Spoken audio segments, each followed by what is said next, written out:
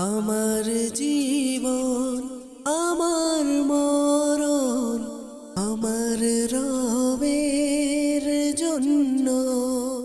আলহামদুলিল্লাহি রাব্বিল আলামিন ওয়াসসালাতু ওয়াসসালামু আলা সাইয়্যিদিল মুরসালিন আম্মা বা'দ ফাআউযু বিল্লাহি মিনাশ শাইতানির রাজীম বিসমিল্লাহির রহমানির রহিম আসসালাতু ওয়াসসালামু আলাইকা ইয়া রাসূলুল্লাহি ওয়া আলা আলিকা ওয়া আসহাবিকা ইয়া হাবিবাল্লাহ আসসালাতু ওয়াসসালামু আলাইকা ইয়া নবিয়্যাল্লাহি ওয়া আলা আলিকা ওয়া আসহাবিকা ইয়া নূরাল্লাহ।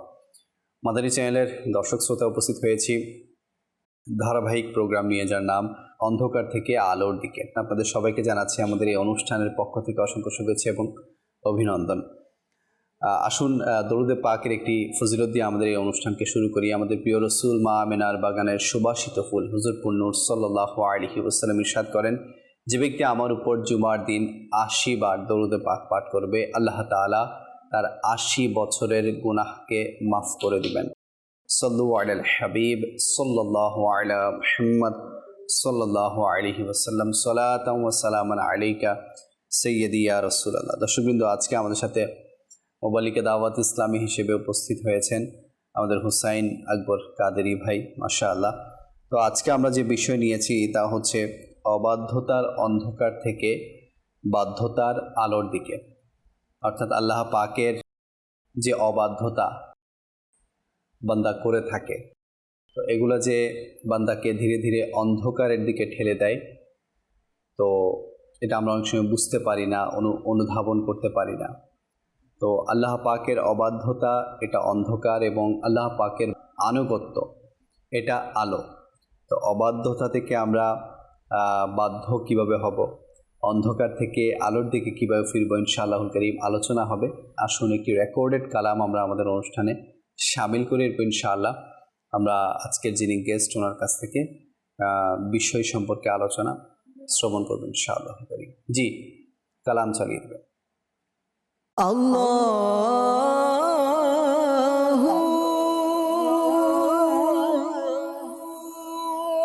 আল্লাহু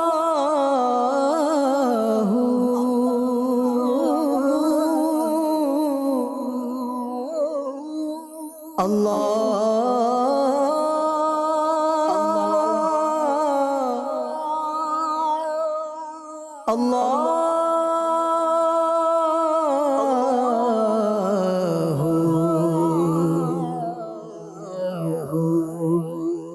আল্লাহু আল্লাহু আল্লাহু আল্লাহু আল্লাহু আল্লাহু আল্লাহু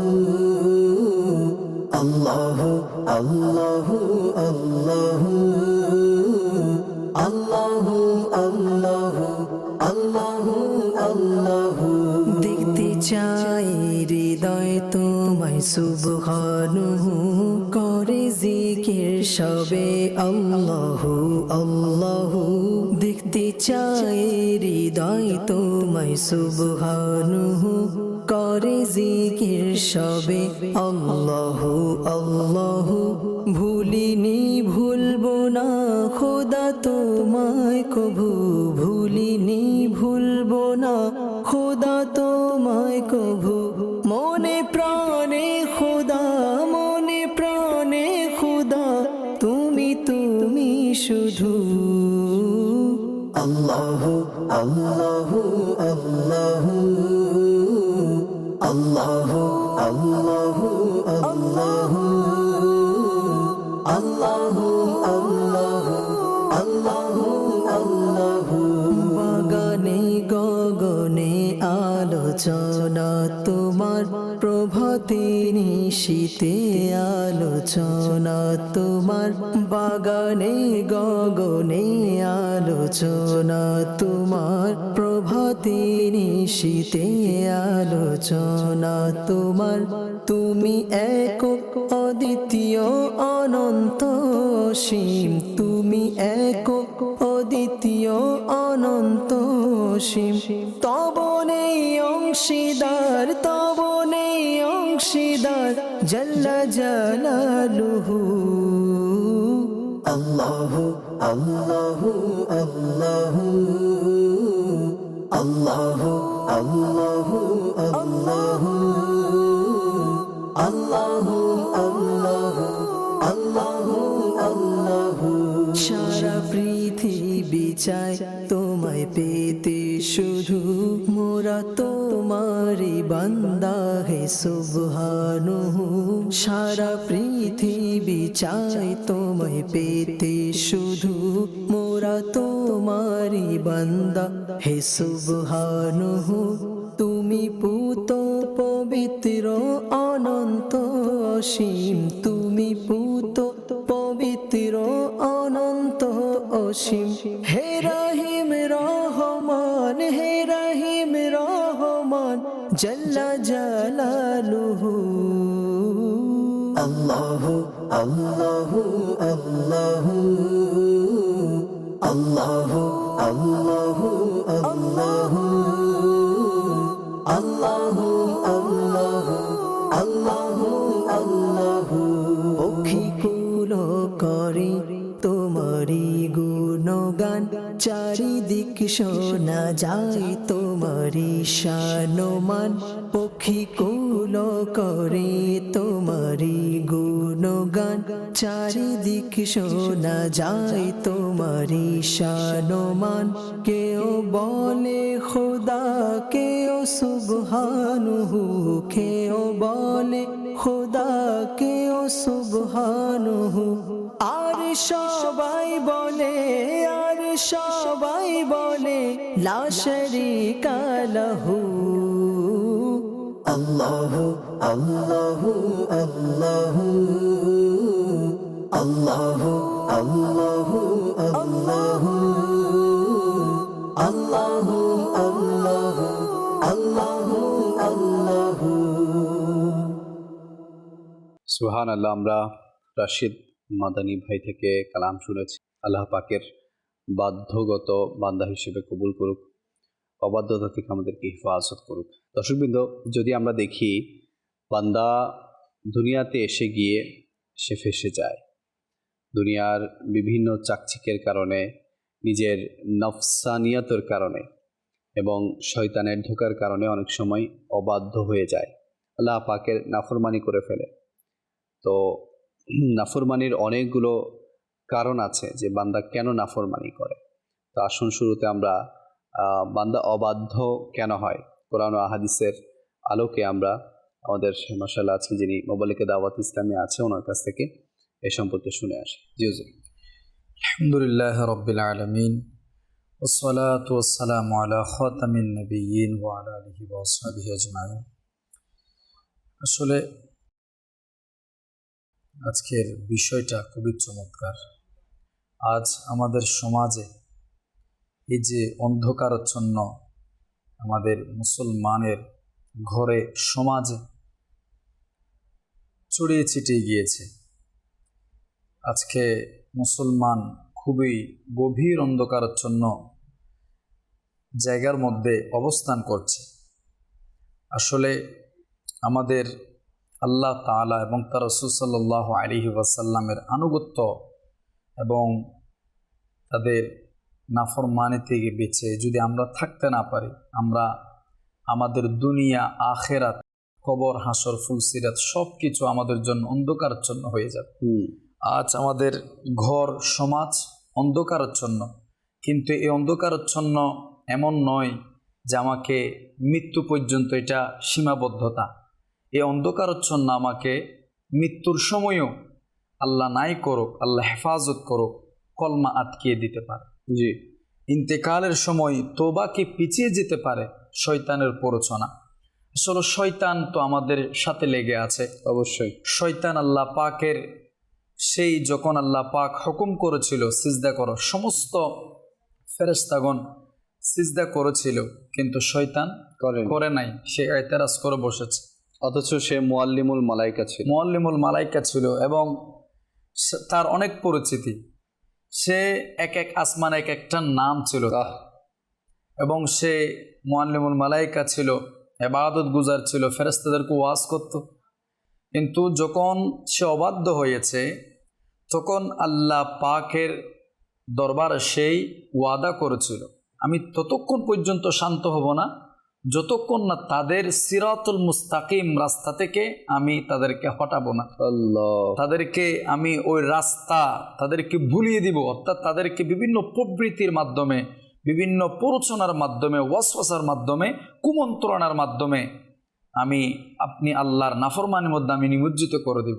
তো আল্লাহ পাকও বলেছিলেন, হে এই শয়তান, শুনে রাখো যে আমার বান্দা সে যদি প্রবৃত্তি তোমার কুমন্ত্রণায় পড়ে, প্ররোচনায় পড়ে, সে যদি আমি আল্লাহর রাস্তা থেকে সরে যায়, সে যদি এই সরার পরে এটা মেহসুস হয়, তার দিলে জাগ্রত হয়, হাই হাই আমার দ্বারা তো আল্লাহ পাকের নাফরমানি হয়ে গেল, এই কথা ভেবে অনুতপ্ত হয়ে সে যদি আল্লাহর দরবারে দোয়া করে, আল্লাহ বলেছিল শয়তানকে, শুনে রাখো আমার ওই বান্দারা মৃত্যুর আগ পর্যন্ত যদি আমি আল্লাহর দরবারে খাস দিলে, এই যে তওবাতুন নাসুহা যদি করে, আমি আল্লাহর সাথে সাথে আমার বান্দার সমস্ত গুনাহ মাফ করে দেব। আল্লাহু আকবার, আল্লাহু আকবার। আল্লাহু আকবার। দেখেন তো এই ক্ষেত্রে আমরা একটা বিষয় এখানে আমরা বুঝতে পারি, আমি আপনার জিন্দেগির মধ্যে যতই পরিচিত, যতই কুমন্ত্রণা শয়তানের পক্ষ থেকে আসুক, আসলে প্রত্যেকটা মানুষই শয়তানের সেই ভুল বাল কুমন্ত্রণার কারণে গুনাহের মধ্যে নিমজ্জিত হয়ে যায়, অন্ধকারের সেই গর্তের মধ্যে তারা পড়ে যায়।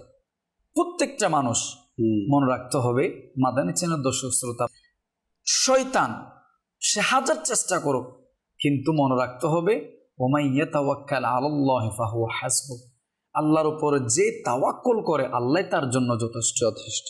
আল্লাহ পাক বলে দিয়েছে না, আমরা কত বড় গুনাহগার, আমাদের চেয়ে গুনাহ যত বড় হোক না কেন, আমরা গুনাহ করতে করতে সমুদ্র ফেনার চেয়ে বেশি করে ফেলেছি আর কি। কিন্তু মনে রাখতে হবে আমাদের গুনাহের বিশাল পাহাড়ের চেয়ে, বোঝার চেয়ে আল্লাহ পাকের রহমত আর অনেক বেশি। আসলে ওই ঘটনা থেকে আমরা আজ করতে পারি।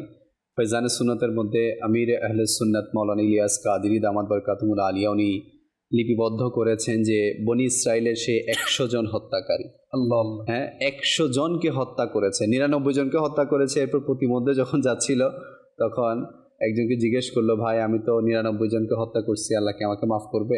তো সেও নিরাশ করে দিল তাকে, হ্যাঁ একে তো 99 জনকে খুন করছো, মারছো, আবার বলতেছো আল্লাহ তোমাকে মাফ করবে, এটা কোন ধরনের মস্কারির কথা? তো সে কি করলো, রাগান্বিত হয়ে তাকেও হত্যা করে দিল।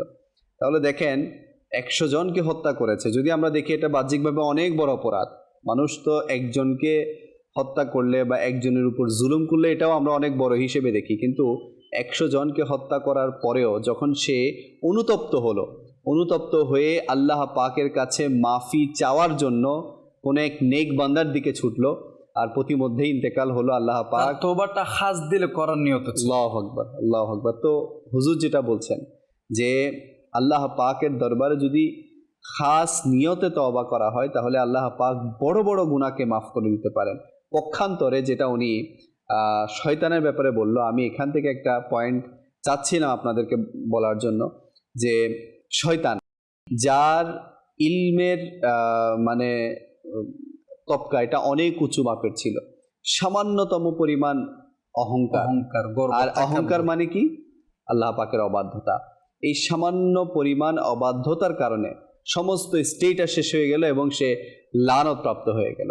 যত বড় গুনাহগার হই না কেন, আমাদের গুনাহের চেয়ে আল্লাহ পাকের রহমতের দরওয়াজা, রহমতের ছায়া অনেক বেশি। কখনোই আল্লাহ পাকের রহমত থেকে নৈরাশ হওয়া যাবে না। যেভাবে আমরা ওই একজন বুজুর্গের কথা আপনি বলেছেন, যেভাবে করে 100 জন খুন করার পরেও সে প্রতিমধ্যে ইন্তেকাল করেছে, আর আল্লাহ পাক ফেরেশতাদের মাধ্যমে বলে দিয়েছে আমার রহমতের দিকে যেভাবে এগিয়ে এসেছে, যেভাবে এগিয়ে এসেছে তোবার নিয়তে, ওই আল্লাহর ওলির দরবারে যাওয়ার জন্য আরো অনেক পথ ছিল, কিন্তু আল্লাহ পাক ফেরেশতাদের মাধ্যমে ওই জায়গাটা সংকুচিত করে দিয়েছেন। আল্লাহু আকবার। রহমতের ম্যাফে ওই ব্যক্তি তওবার দিকে বেশি গিয়েছিল, ম্যাফ সংকুচিত করার কারণে আল্লাহ পাক তার বেহেজে মাফ করে তাকে। এখানে আরেকটা বিষয় হুজুর উলামায়ে কেরাম বলেন না যে আল্লাহ পাকের ব্যাপারে যে যেমন ধারণা করবে সে তেমন পাবে। অবশ্যই। যদি আমরা আল্লাহ পাকের অবাধ্যতা হবে, যেহেতু নফসানিয়াত আছে, শয়তানের ধোঁকা আছে, সবকিছু আছে, কিন্তু আমরা যদি আল্লাহ পাকের ব্যাপারে ধারণা রাখি যে না আমার মওলা আমাকে মাফ করবে, অবশ্যই আমার মওলা আমাকে মাফ করবে, তাহলে এটা তো আল্লাহ পাক আমাকে ফয়জানুস মাফ করবে। সুন্নতের মধ্যে আরেকটি ঘটনা আমার আমিরুল সুন্নত এনেছে। দুই ভাই ছিল, জি জি, এক ভাই এক নেককার। ভাই নেককার ছিল আর এক ভাই বড়ই গুনাহগার ছিল। মৃত্যুর সময় এসেছে, তখন বলছে ভাই তোমাকে তো অনেক বুঝিয়েছি তুমি নাফরমানি না করতে, এখন তো তোমার মৃত্যুর সময় চলে এসেছে, তুমি ইন্তেকাল করে ফেলবে, এখন তুমি কি করবা? ওই গুনাহগার ভাই বলল আচ্ছা ভাই বলো তো কিয়ামতের ময়দানে যদি আমার আল্লাহ বিচার পাক আমার সে আমলনামা যদি বিচার কার্য সম্পাদন করার জন্য যদি আমার মায়ের হাতে দেয়, তাহলে বলো তো আমার মামার জন্য কি বিচার সম্পাদন করবে, আল্লাহু কি বিচার আকবার। করবে? তখন বলছেন নিশ্চয় মা তো তোমার জন্য ভালোই চাইবে, ভালো কিছু বিচার কার্য সম্পাদন করবে। ওই গুনাহগার ভাই বলল যে আমি বলছি ইন্তেকালের আগে আমার মায়ের চেয়ে হাজার লক্ষ কোটি গুণ বেশি আমার মওলা দয়ালু। ইন্তেকালের পর স্বপ্ন দেখছেন জান্নাতের মধ্যে ঘোরাফেরা করছে। ও ভাই জিজ্ঞেস করলেন যে কি ব্যাপার ভাই, তুমি তো অনেক বেশি গুনাহগার ছিলে, তুমি তো বদকার ছিলে, কিন্তু তুমি জান্নাতে ঘোরাফেরা করছো। তখন বললেন ওই যে ইন্তেকালের আগে আল্লাহ পাকের প্রতি আমার যে হোসনে জন ছিল, আমি গুনাহগার ছিলাম, সুধারণা ছিল, ওটা আপনি একটু আগে বলেছেন। আল্লাহ পাককে যে যেভাবে ধারণা নেই আল্লাহ পাক তার জন্য সেরকম ওই ব্যক্তি কথাটা বলার কারণে আল্লাহ তার গুনাহ মাফ করে জান্নাত দান করেছে। জি হুজুর, আমরা মাশাআল্লাহ আলোচনা অন্যদিকে হয়ে যাচ্ছিল হয়তোবা, এগুলোও দরকার ছিল যে আল্লাহ পাকের প্রতি সুধারণা।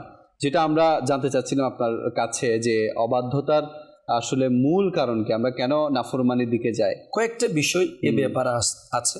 আমি যদি সর্বপ্রথম একটা কোরআনে পাকের আয়াতে দেখি, আল্লাহ পাক বলছেন যে ব্যক্তি আল্লাহ তার রসুলের অবাধ্যতা করে সে সুস্পষ্ট পথভ্রষ্টতায় পতিত হয়।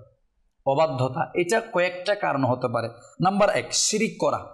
আল্লাহ তাআলার সাথে কাউকে শরীক করা সবচেয়ে বড় নাফরমানি।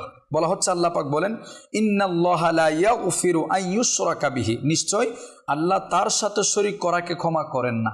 সমস্ত গুনার ক্ষমা আছে, কিন্তু আল্লাহ পাকের সাথে শরীক করা, মুশরিকের গুনাহ কখনো ক্ষমা হবে না।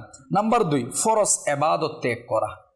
ফরজ ইবাদত ত্যাগ করা এবং অলসতা করা, যেমনটি নামাজ, রোজা, হজ, যাকাত। এই যে এই ক্ষেত্রে নামাজের ক্ষেত্রে আমরা মুসলমান কেমন গাফিল, রোজার ক্ষেত্রে, হজের ক্ষেত্রে, হ্যাঁ হজ ফরজ হওয়ার পরে আমাদের হজ করার সেই মন মানসিকতার সৃষ্টি হয় না। জাকাত ফরজ হওয়ার ক্ষেত্রেও জাকাত দেওয়ার মন মানসিকতা আমরা বানাই না।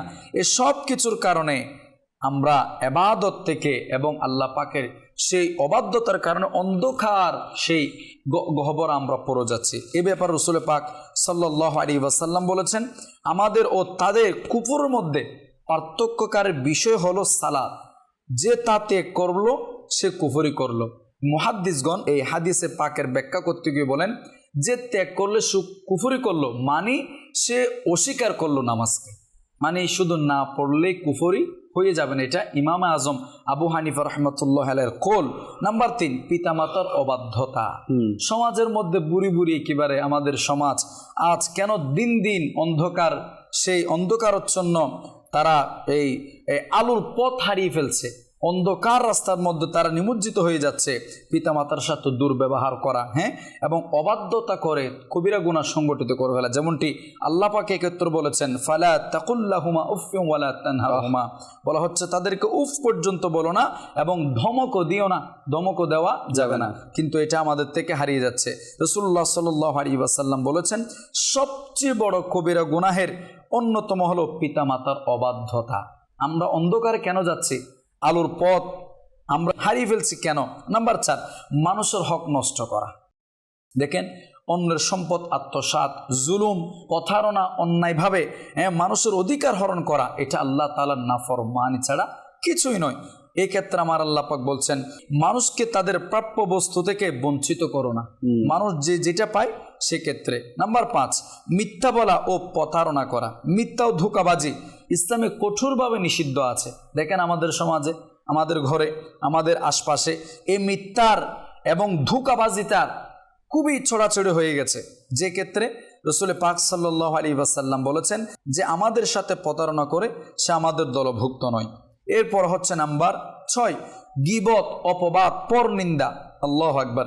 কারো অনুপস্থিতি তার অপছন্দনীয় কথা বলা গীবত। গীবতের সঙ্গে হচ্ছে সহজ এটাই যে আমি অন্য ভাইয়ের কথা বলতে গেলে ওই কথাটা যদি সে শুনে, সে তার কাছে দোষীটা আছে, তারপরে আমি তারপর নিন্দা করা, গীবত করা, এক্ষেত্রে আমার আল্লাহ পাক সূরা হুজরাতের মধ্যে লিয়াকত ভাই বড় চমৎকার বা বলেছেন 12 নম্বর আয়াতে আমার আল্লাহ পাক বলছেন, ইয়া আইয়ুহাল্লাযীনা আমানু জাতানিবু কাসীরাম মিনায-যন্নি, বলা হচ্ছে হে ঈমানদারগণ তোমরা যে ইজতানিবু বেঁচে থাকো কাসীরাম মিনায-যন্নি, অধিক ধারণা থেকে। আল্লাহু আকবার। আমরা ধারণা করতে গিয়ে অনেক কিছু আমরা এই আলুর পথ হারিয়ে ফেলছি। বলা হচ্ছে কিছু কিছু ধারণা এটা গুনাহ হয়ে যায়। গুনাহ হয়ে যায়। ওয়ালা তাজাসসু, তোমরা দোষ তালাশ করো না, মানুষের দোষ তালাশ করো না, এক অপরের গীবত করো না। আইয়ুহিব্বু আহাদুকুম আন তাকুলা লাহমা আখিহি মাইতান, যে তুমি কি তোমার মৃত ভাইয়ের গোশত খাওয়াকে পছন্দ করো, অথচ এটা তোমরা নিজেরাও পছন্দ করো। গীবত করলে এটা মৃত ভাইয়ের গোশত খাওয়ার সমান হয়ে যাবে, এরকম বরাবর হয়ে যাবে। বান্দার দোষ তালাশ করা যাবে না, বান্দার ব্যাপারে কুধারণা করা যাবে না, সুধারণা করতে হবে। এই সব কিছুর ব্যাপারে আমার আল্লাহ পাক বলছেন ওয়াত্তাকুল্লাহ, আল্লাহ পাককে ভয় করো। নিশ্চয় আমার আল্লাহ, যদি এই সব কিছু তোমাদের গুনাহ সংগঠিত হয়ে যায়, তোমরা কুধারণা করে ফেলেছ, তোমরা মানুষের দোষ তালাশ করেছ, গীবত করে ফেলেছ, সব কিছুর জন্য আমি আল্লাহর কাছে তওবা করো। সব কিছুর ক্ষেত্রে সমস্ত অন্ধকারের জন্য রাস্তার জন্য একটা আলোর পথ হচ্ছে তওবা। আমার আল্লাহ পাক বলছেন নিশ্চয় আমি আল্লাহ এগুলো করার পরে যদি তওবা করো খাস দিলে আমি আল্লাহ দয়ার চাদর তোমাদের জন্য বিছিয়ে। আপনি এখানে অবাধ্যতার ক্যাটাগরি বয়ান করেছেন যে অবাধ্যতা কি কি কারণ, মানে কোন কোন বিষয়গুলোকে অবাধ্যতার কাতারে ফেলা হয়। আচ্ছা, এখান থেকে যদি আমি শুধু নামাজকে নিয়ে নেই, জি, একে তো কিতাবের মধ্যে এসেছে যে নামাজ অশ্লীল এবং মন্দ কাজ থেকে হিফাজত করে। জি, ইন্নাস সালাতা তানহা আনিল ফাহশাই ওয়াল মুনকার। সুবহানাল্লাহ। তো এখন নামাজই যদি বান্দা না পড়ে তাহলে সে মানে একের পর এক গুনাহের কাজ তো করেই যাবে, একের পর এক অবাধ্যতা তো করেই যাবে। আচ্ছা, কিতাবের মধ্যে এটাও এসেছে যখন কোনো বান্দা একটি গুনাহ করে তার কলবের মধ্যে যে একটা দাগ পড়ে যায়। এখন আপনি যে অবাধ্যতার কথা বলেছেন এতক্ষণ, যে এটা করলে অবাধ্যতা, যেটাই আল্লাহ পাকের হুকুমের বিরোধিতা সেটাই হচ্ছে অবাধ্যতা। সেটা যেটাই হোক, মা বাবার নাফরমানি হোক, মিথ্যা হোক, গীবত হোক, দোষ তালাশ হোক, যাই হোক। তো এখন বান্দা যখন গুনাহের পর গুনাহ করেই যায়, গুনাহের পর গুনাহ করেই যায়, তখন বান্দার অন্তরে কালো কালো দাগ পড়তেই থাকে। যখন দাগের সংখ্যা বেড়ে যায়, সেটা এত বেশি কালো হয়ে যায় এবং অন্তরটা এত বেশি অন্ধকারাচ্ছন্ন হয়ে যায় যে সে আর ভালো কিছু দেখে না, সে আল্লাহ পাকের আর আনুগত্য করার মতো সেই মন মানসিকতা রাখে না। হ্যাঁ, তাকে কেউ বললেও সে সেটা শুনে না, তার থেকে ভালো লাগে না, সে সেই এমন অবাধ্য হয়। জি, সে তার ওই ডেইলি লাইফেই ফিরে যায়, সে যেভাবে অবাধ্য থাকে অবাধ্যতা।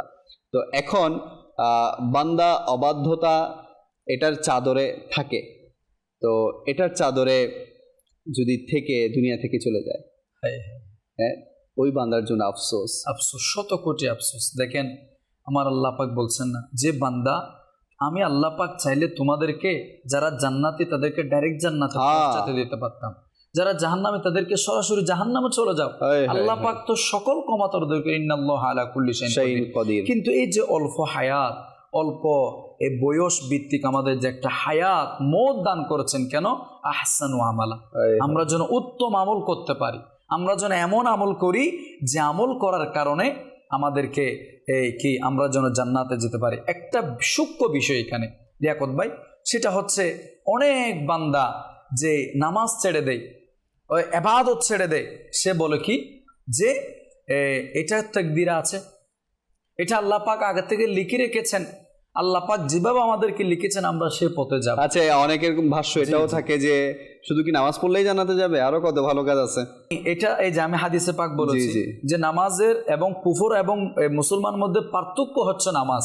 এই যে এভাবে করা, অর্থাৎ অনেকে যদি কিতাবের মধ্যে এসেছে একজন ব্যক্তিকে আপনি নামাজের জন্য ডেকেছেন, সে যদি বলে যাও আমি নামাজ পড়বো না, এক্ষেত্রে বলা হয়েছে মানে কুফরের সম্ভাবনা আছে, ঈমান হারা হওয়ার সম্ভাবনা আছে। সেজন্য এক্ষেত্রে মানে অস্বীকার করার যে একটা বিষয়টা পাওয়া যায়। অনেক ব্যক্তি বলে যে না আল্লাহ পাক তো তাকদিরে লিখে দিয়েছে, যেটা তাকদিরে আছে সেটা হবে না। প্রিয় ভাই আমার, দেখেন দুনিয়াবি যদি একটা উদাহরণ দিই, আমরা যখন ওষুধ ফার্মেসি থেকে নিই, এই ওষুধ নেওয়ার পর ওষুধের মধ্যে লেখা থাকে ডেট, এক্সপায়ার ডেট কোনটা, যে এত তারিখে এই এক্সপায়ার ডেট এটা চলে যাবে। আচ্ছা বলেন তো, যদি ডাক্তার ওষুধটা যদি তারা যদি আগে মানে ডেট মানে এক্সপায়ার ডেট যেটা এটা যদি লেখে না দেয়, আপন সময়ে কি ওই ওষুধের ডেট শেষ হয়ে যাবে না? অবশ্যই। ওরা লিখে দেওয়ার কারণে কি ডেট শেষ হয়ে যাবে না, এটা একটা নির্দিষ্ট সময়, এটা আমাদেরকে সতর্কবার্তা দিচ্ছে, আমাদেরকে সতর্কবার্তা এরপর আর দিচ্ছে। খাওয়া যাবে না। মানে এরপরে খাওয়া যাবে না, কিন্তু এর পরেও লিখে দেওয়ার পরেও যে ওনার ডেট শেষ হয়ে যাবে এমনটা তো কথা না, কয়েকদিন আর থাকতে পারে।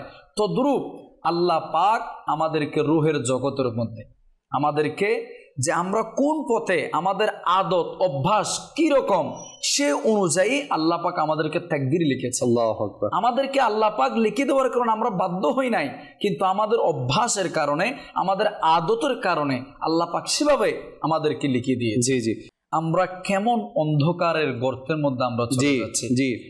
এই খেলা, ওই যে ওইটাই বললাম যে অন্তর কালো হয়ে গেছে, যে অন্তর কালো গেছে, দাগ পড়তে পড়তে, মানে সে আর আসলে হাদিসে পাক আছে দিলের মধ্যে বাম পাশে একটা গোশতের টুকরা আছে, যে গোশতের টুকরা সঠিক হলে সমস্ত শরীর সঠিক, তার থেকে ইবাদতে মজা লাগবে, তার থেকে কোরআন পাকের তেলাওয়াত করলে চোখ দিয়ে পানি চলে আসবে, দুরুদে পাক পাঠ করলে তার থেকে স্বাদ লাগবে, আমার রাসূলের দিদারের জন্য সে পাগল পারা হয়ে যাবে।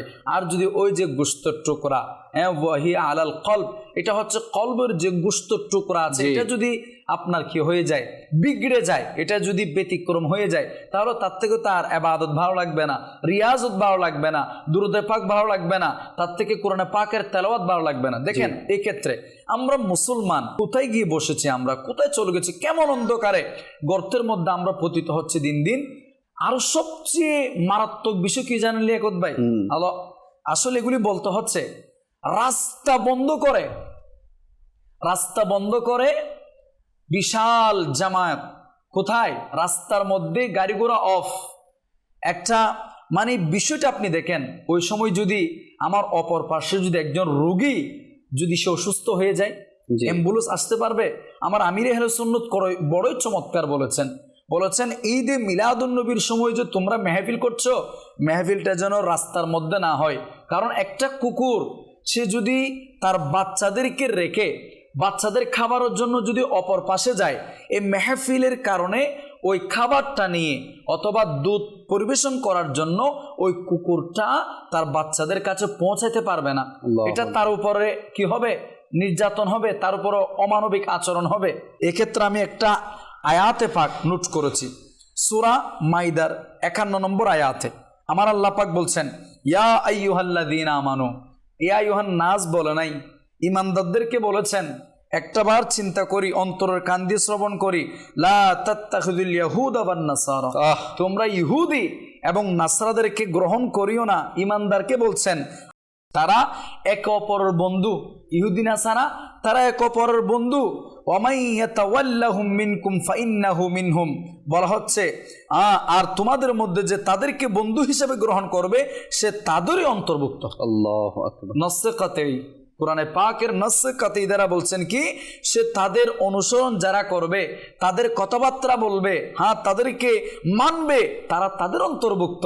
একটাবার চিন্তা করেন, বলা হচ্ছে নিশ্চয় আল্লাহ জালিম সম্প্রদায়কে হেদায়েত দেন না। এই যে হেদায়েতের নূর, তা আমরা সেখানে নিভি দিয়েছি। অন্ধকারাচ্ছন্ন হেদায়েতের নূর, আলোর পথ আমরা কোথায় হারিয়ে ফেলছি? আমরা মুসলমান দাবি করি, আমরা ইমানদার দাবি করি, কিন্তু আমার সম্পূর্ণ আমার মাথার চুলের স্টাইল বলেন, আমার কাপড়ের স্টাইল বলেন, আমার চলাফেরা, আমার ধরন, আপনি ওদের ইহুদি নাসারাদের যতবার নাম নেই, আল্লাহ পাকের ততবার কি তারা নাম নেই?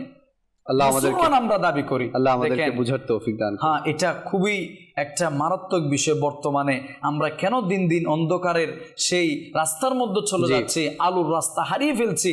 অন্যতম মাধ্যম হচ্ছে তাদেরকে অনুসরণ করা, তাদেরকে অনুকরণ করা। তাদেরকে অনুকরণ করলে তাদের অন্তর্ভুক্ত হয়ে যাব, কিয়ামতের ময়দানে সংগঠিত হবে। আল্লাহ নাই করুক যদি তাদের সাথে আমাদের কিয়ামতের ময়দানে সংগঠিত হয়ে যায়। আলমারউ মা মান আহাব্বা, যে যার সাথে মহব্বত করবে তার সাথে তার হাসর হবে। তো আমাদের মহব্বত কার সাথে, এটাও আমরা একটু পরীক্ষা করি। যদি আমাদের অ্যাটাচমেন্ট, আমাদের মহব্বত, আমাদের ভালোবাসা আল্লাহ এবং তার রাসূলের সাথে না হয়, দুনিয়াদারদের সাথে হয়, বা যারা গুনাহগার তাদের সাথে হয়, বা যারা ইসলাম থেকে দূরে তাদের সাথে হয়, তাহলে আল্লাহ না করুক যদি তাদের সাথে আমাদের হাসর হয়, তাহলে কে বাঁচাবে আমাদেরকে? আল্লাহ আমাদের সবাইকে বুঝার তৌফিক দান করুক। দর্শকরা অনেক অপেক্ষায় আছেন, কল করেছেন অনেকে। আসুন কিছু কল অনুষ্ঠানে আমরা শামিল করি। জি, আমার দেশের বাড়ি বরিশাল, পটুয়াখালী। আপনাদের চ্যানেল আমি সবসময় দেখি, ভালো লাগে। আমি সবসময় আমার আত্মীয় স্বজন আমি সবারই বলি যে এই চ্যানেলটা দেখার জন্য, বিশেষ করে আমার মা আছে, বোন আছে, তাদেরকে, আমার মাও বর্তমানে দেখে। আচ্ছা, মাশাআল্লাহ, মারহাবা। জি, পরবর্তী কল। বাংলাদেশ নারায়ণগঞ্জ, মোহাম্মদ মামুন। এটা না শোনার জন্য সোনার মদিনা আমার প্রাণের মদিনা। আচ্ছা, ইনশাআল্লাহ শোনানোর চেষ্টা করবো। পরবর্তী কল। মোহাম্মদ হুসাইন আহমদ, ঢাকা থেকে বলছিলাম। আর মাদান চ্যানেলকে দিন দেখি, মাদান চ্যানেল খুব পছন্দ করি, তাই আপনাদের কাছে দোয়া চাই আমি যাতে আপনাদের মতো আলেম হতে পারি। আল্লাহ আপনাকে বা আমল মুখলিস আলিমেদিন হিসেবে কবুল করুক। পরবর্তী কল। আমি চট্টগ্রাম উত্তর জেলা সীতাকুণ্ড থানা থেকে বলতেছি। আমার নাম মোহাম্মদ রবিউল হুসাইন আত্তারি। আমি একটি নাচ শুনতে চাই, আমার প্রিয় মদিনা। এই নাচটি শুনিয়ে দিলে খুশি হব। মাশাআল্লাহ রবিউল ভাই, আপনাকে চিনেছি। আল্লাহ পাক আপনাকে আরো বরকত দান করুক ইনশাআল্লাহ। আমাদের সাথেই থাকুন, আমরা চেষ্টা করব। পরবর্তী কল। দিনাজপুর মোহাম্মদ সিপায়াতুল্লাহ, জিকির কালাম শুনতে চাই। আমি পাপী, চাই ক্ষমা, মাফ করো আমার সব গুনাহ। আজকের টপিকের সাথে আপনি মিলিয়ে একেবারে কালামের রিকোয়েস্ট করেছেন। আল্লাহ আমাদের সবার গুনাহকে মাফ করুক। আসুন কালাম শুনি, যেহেতু আমাদের সাথে যুক্ত হয়েছেন আমাদের নাত খাই ইকবাল ভাই। জি হুজুর, কালাম শুনুন।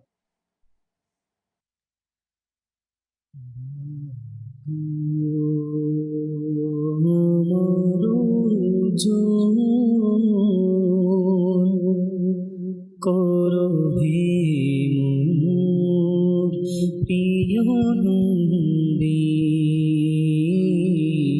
ভাগো আমার উজ্জ্বল করো হে মোর প্রিয় নবী, ডাকো ধরে আমায় তুমি হে মোর প্রিয় নবী, ডাকো ধরে আমায় তুমি হে মোর প্রিয় নবী। বুকে হোক কবার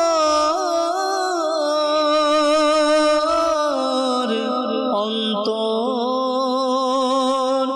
জুড়ে মদিনা,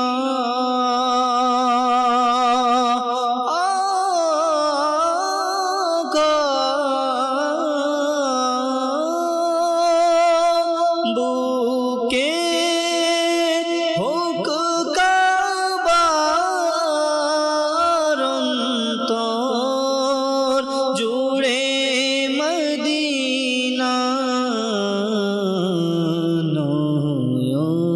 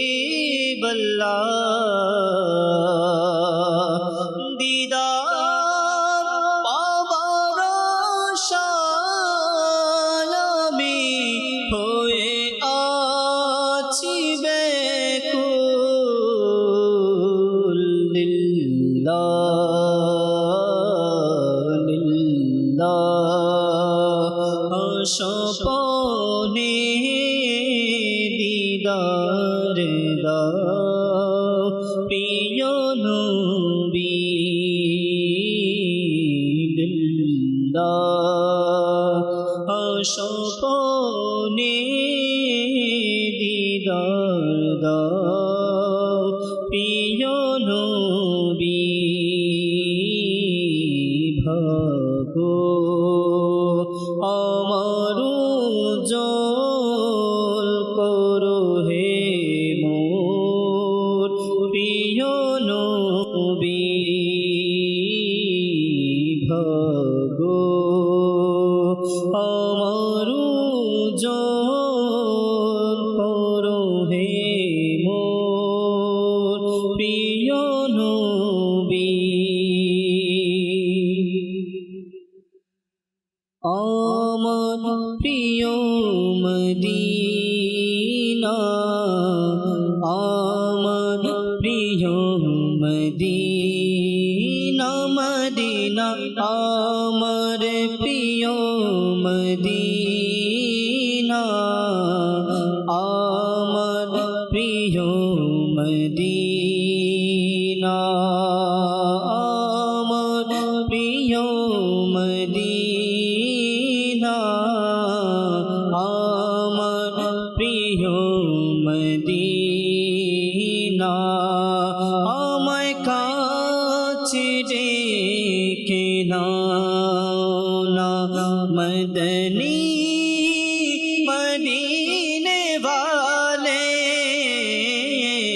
আমায় কাছে ডেকে নাও না মদনী মদিনে वाले প্রেমের শোধা পান করাও না প্রেমের শোধা পান করাও না মদনী মদিনে वाले আমার প্রিয় মদিনা আমার প্রিয় মদিনা মদিনা আমার প্রিয় মদিনা আমার প্রিয় মদিনা আল্লাহ পাকের নাফরমানি থেকে বাঁচার অন্যতম একটি উপায় হচ্ছে ইয়াদে নবীতে ডুবে যাওয়া। বেশক আল্লাহ নবী সাল্লাল্লাহু আলাইহি ওয়াসাল্লামের ইয়াদ করা, ওনার স্মরণে নিজের জীবনকে অতিবাহিত করা, ওনার পদাঙ্ক অনুসরণ করা। ইনশাআল্লাহ আরও তো শুনবো। একটি টিজার আছে আমাদের অনুষ্ঠানে, আসুন সেই টিজারটি আমরা একটু দেখে নিই। দ্বীনি ইলম যে পথ সফলতার, দ্বীনি ইলম যে ভান্ডার দুনিয়া ও আখিরাতের বরকত ও কল্যাণের। আপনিও যদি চান এই অমূল্য সম্পদের অধিকারী হতে, তাহলে আজই আপনার সন্তানদের ভর্তি করুন জামিয়াতুল মদিনায়। মাশাআল্লাহুল করিম, আমরা জামিয়াতুল মদিনার একটি টিজার দেখেছি, প্রোমো দেখেছি। জামিয়াতুল মদিনা কি? দাওয়াত ইসলামীর অনেকগুলো ডিপার্টমেন্টের মধ্যে একটি ডিপার্টমেন্ট হচ্ছে জামিয়াতুল মদিনা, অর্থাৎ যেখানে আলেমে দ্বীন তৈরি করা হয়। শুধু আলেমে দ্বীন নয়, বরং মুখলিস বা আমল আলেমে দ্বীন তৈরি করা হয়, যেখানে আলহামদুলিল্লাহ আলেমে দ্বীন তো হয় সাথে সে একজন সুন্দর আখলাকের অধিকারী হয়ে যায়। আচ্ছা, আলেমে দ্বীনের ফজিলত কি? হাদিসে মুবারাকার মধ্যে এসেছে, ওই আলেমে দ্বীন অনেক উত্তম যদি তার প্রয়োজন পড়ে তো উপকার পৌঁছিয়ে দেয়, যদি তার থেকে উদাসীনতা হয় তাহলে নিজেকে অমুখাপেক্ষী রাখে। আলিম ও আবিদের মধ্যে 100টি স্তর রয়েছে, আর প্রতিটি স্তরের মাঝখানে এতটুকু দূরত্ব যতটুকু একটি শক্তিশালী ঘোড়া 700 বছর দৌড়ে অতিক্রম করতে পারবে। হাদিসে পাকে আরও রয়েছে, মমিন আলিম, শুধু আলিম নয়, মমিন আলিম মমিন আবিদের উপর 70 স্তর বেশি মর্যাদা রাখে। তো আমরা অনেক ফজাইল আলিমী দিনের শুনি। শুধু তাই নয়, যদি কোনো বংশের মধ্যে একজন আলিমী দিনও থাকে, সে আলিমী দিন কাল কিয়ামতের দিন তার পরিবারের জন্য শাফাআত করবে, তার বংশের জন্য শাফাআত করবে। কত বড় নিয়ামতের বিষয়। তো জামিয়াতুল মদিনায় প্রতি বছরই অ্যাডমিশন হয়, ভর্তি চলমান হয়, ভর্তি অনেক ছাত্ররা হয়ে থাকে। তো যে সকল দর্শক আমাদের সাথে এই মুহূর্তে যুক্ত আছেন বা পরবর্তীতে এই অনুষ্ঠান দেখবেন, আমি আপনাদেরকে বলছি যে আপনার ঘরেও তো ছেলে আছে, আপনার ঘরেও তো মেয়ে আছে। তো একজন সন্তানকে অন্তত আলিমে দিন বানান। এই আলিমে দিন ইনশাআল্লাহুল করিম আপনার জন্য সদকায়ে জারিয়া হবে। এই আলিমে দিন আপনার জন্য কাল কিয়ামতের দিন শাফাআতের মাধ্যম হবে। এই আলিমে দিন আপনার খেদমতগার হবে। জি হ্যাঁ, এখন সন্তানরা বড় হয়ে গেলে মা বাবাকে আর সেভাবে খেদমত করে না যেভাবে খেদমত করার হক রয়েছে। তো একজন আলিমে দিন যদি পরিবারে থাকে, সে আলিমে দিন খৌফে খোদাওয়ালা হবে, সে আলিমে দিন ইশকে রসুলের মধ্যে ডুবে যাবে। তো ওই আলিমে দিন থাকলে আপনার পরিবারের মধ্যে আপনার পরিবার তো সোনায় সোহাগা হয়ে যাবে। তো জামিয়াতুল মদিনায় ভর্তি এখন চলমান রয়েছে। আপনারা যারা নিজের সন্তানদেরকে কোথায় ভর্তি করাবেন, কোথায় আলিম বানাবেন, কোন প্রতিষ্ঠানে দিবেন, তাদের জন্য বলছি চিন্তার কোনো কারণ নেই। দাওয়াত ইসলামী আপনাদের হাতের নাগালেই আছে। বাংলাদেশের বিভিন্ন বিভাগীয় শহরগুলোতে আমাদের জামিয়াতুল মদিনা রয়েছে। তো 16 জুলাই পর্যন্ত অ্যাডমিশন চলমান আছে। 16 জুলাইয়ের আগে আপনারা যারা আপনাদের সন্তানদেরকে আলিমে দিন বানাতে চাচ্ছেন, আমাদের এই প্রতিষ্ঠানে ভর্তি করাতে পারবেন এবং আপনার সন্তানকে একজন মুখলিস বা আমল আলিমে দিন হিসেবে আপনি দেখতে পারবেন। আল্লাহ পাক আমাদের সবাইকে তৌফিক দান করুক। অনুষ্ঠান চলছে অন্ধকার থেকে আলোর পথে, আলোচনা চলছিল আল্লাহ পাকের অবাধ্যতা থেকে বাধ্যতার দিকে আমরা কিভাবে যাব। জি হুজুর, অনুষ্ঠানের সময় তো একেবারেই শেষ পর্যায়ে আমরা চলে এসেছি। তো আল্লাহ পাকের অবাধ্যতা থেকে বাধ্যতার দিকে আমরা কিভাবে আসতে পারি? একটা তো বলেছেন আপনি তওবা। জি, আর ইনশাআল্লাহুল করিম, এই অন্ধকার থেকে বের হয়ে আলোর পথে আসার অন্যতম মাধ্যম হচ্ছে কোরআন এবং হাদিসের নূর নিজের দিলের মধ্যে বসিয়ে নেওয়া। জি, তো যেভাবে আলহামদুলিল্লাহ জামিয়াতুল মদিনার কথা বলা হচ্ছে, আসলে জামিয়াতুল মদিনা এটা হচ্ছে দরসে নিজামি। জি, যেটা যেই দরসে নিজামি থেকে পড়ে আমাদের বড় পীর আব্দুল কাদের জিলানী রাদিয়াল্লাহু তাআলা আনহু আলেম দ্বীন হয়েছেন। ওই ধরনের, অর্থাৎ যেখান থেকে পড়লে প্রকৃত কিতাবাদি বোঝার, কোরআন এবং হাদিস বোঝার জন্য যেটা প্রয়োজন, এটার কারণে কি হবে, অন্ধকার থেকে আলোর পথে ফিরে আসা যাবে, সহজ হবে। তো সম্ভব হলে আমরা এটাও আঁকড়ে ধরি। আর তোবার ব্যাপার আমরা যেটা বলছিলাম, আসলে শুধু তোবা তো আমরা কয়েকটা ফজিলত বলেছি। তোবা করলে একজন বান্দা কেমন আল্লাহ পাকে গ্রহণযোগ্য প্রিয় বান্দা হয়ে যায় বলা হচ্ছে, তোবা এটা এমন একটা বিষয় যে জীবনের সমস্ত গুনাহ মাফ করে।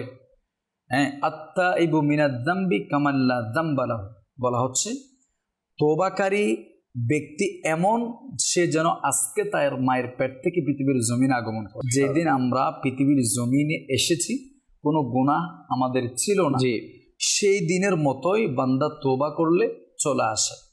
তো এটা তো আছে। আরো আমরা বলবো আরেকটা বিষয় আপনি বলেছিলেন, দুরুদে পাক। হর দরদ কি দওয়া হে সাল্লাল্লাহু আলা মুহাম্মদ, তাওয়িজে হর বালা হে সাল্লাল্লাহু আলা মুহাম্মদ। আপনি যতই ফেরেশানির মধ্যে আছেন না কেন, দেখুন আপনি যে দুনিয়ার ফেরেশানের গ্রস্তর মধ্যে, ঋণগ্রস্ততার মধ্যে আপনি আছেন, আপনি দুরুদে পাক পড়েন। বান্দাকে বলতে শোনা যায়, হুজুর আমি এমন ফেরেশানির মধ্যে আছি, আমার দুঃখ এমন বেশি আমাকে গ্রাস করেছে, আমি যেদিকে যাই সেদিকে আমি নৈরাশ হয়ে যাচ্ছি, মনে হচ্ছে আমি পৃথিবীতে হারিয়ে যাই, মনে হচ্ছে আমি মানে জীবনটা কেন রেখেছি মাআযাল্লাহ বলতে। তো আমি তাদেরকে প্রশ্ন করতে চাই, ও প্রিয় আমার ভাই, আপনি নামাজের মধ্যে খুশু হুজু কতটুকু রেখেছেন? আপনি নামাজ পড়ছেন, আপনি কতটুকু আপনি নামাজ পড়ার মতো পড়েছেন? হুজুর কলবকে আপনার মধ্যে ছিল? আপনি ফেরেশানি কথা মানুষকে বলে বেড়াচ্ছেন, আমি তাকে প্রশ্ন করতে চাই, আপনি আজকের দৈনিক কতবার আপনি দরুদ পাক পাঠ করেছেন? আরে ভাই, আপনি মানে ফেরেশান দূর করার মতো মাধ্যম হচ্ছে দুরুদে পাক, নামাজ। আপনি কতটুকু দুরুদে পাক পাঠ করেছেন? আপনি কতটুকু হালাল উপার্জন করেছেন? কতটুকু আপনি হালাল বক্ষণ করেছেন? কতটুকু আপনি মা বাবার খেদমত করেছেন? এসব কিছুই তো আপনার ফেরেশানি দূর করার অন্যতম মাধ্যম। আর অন্যতম মাধ্যম হচ্ছে ফেরেশানি দূর হওয়ার তওবা। আমরা মনে করি যে এখন তো আমার 30 বছর হয়েছে, 35 বছর হয়েছে, 50 পার হয়ে যাক, তখন না হয় তওবা করে নিব, তখন না হয় আমরা আল্লাহর দরবারে ইবাদত রিয়াজত শুরু করে দিব। সময় আসে নাই। ও আমার প্রিয় ভাই, আপনাকে আমি বলতে চাই যে আমি আপনার চেয়ে কম বয়সী 20 বছর, 25 বছর, 15 বছর কত মানুষ আমার চোখের সামনে ইন্তেকাল করে ফেলেছে। बेवफा दुनिया पे मत कर एतबार तू अचानक मौत का होगा शिकार। হ্যাঁ হ্যাঁ, বেশক আমি আপনি ভাবছি বয়স একটু হোক, তারপর না হয় আল্লাহ পাকের ইবাদত রিয়াজত করে তওবা ইস্তিগফার করে পাক্কা ইমানদার মুত্তাকি হয়ে যাব। আর আপনি যে 30 বছরের আপনি যুবক, আপনি 50 বছর চিন্তা করছেন, আরো 20 বছর পরে আপনি যে সময় চিন্তা করছেন এর 1 ঘন্টা পরে কি আপনার গ্যারান্টি আছে? আপনি রাত্রে বলছেন, রাত্রি যে আপনি পার হয়ে আগামী সকাল আপনি পাবেন, এটার কোনো গ্যারান্টি আপনার আছে? সেজন্য বলবো এই সব কিছুর ক্ষেত্রে শয়তান আপনার দিলের মধ্যে বাসা বেঁধেছে, আপনাকে বিভিন্ন ধরনের কুমন্ত্রণ, অন্ধকারচ্ছন্ন সেই অবস্থার মধ্যে আপনাকে ছেড়ে দিয়েছে। তো আমাদের উচিত, যেভাবে আমরা আমাদের দুনিয়াবী রোগের কারণে আমরা ডাক্তারের শরণাপন্ন হই, যথাযথ আমরা ওষুধ সেবন করি, আর ওষুধ সেবন ততদিন পর্যন্ত আমরা জারি রাখি যতদিন না আমাদের শরীরের কোনো একটা অংশ সুস্থতা বোধ না করে। এটা তো 100%। তো এই সব কিছুর বিনিময়ে একটা আলামত পাওয়া যাচ্ছে আমি আপনার থেকে, সেটা হচ্ছে দিলের রোগ, ইমানের রোগ।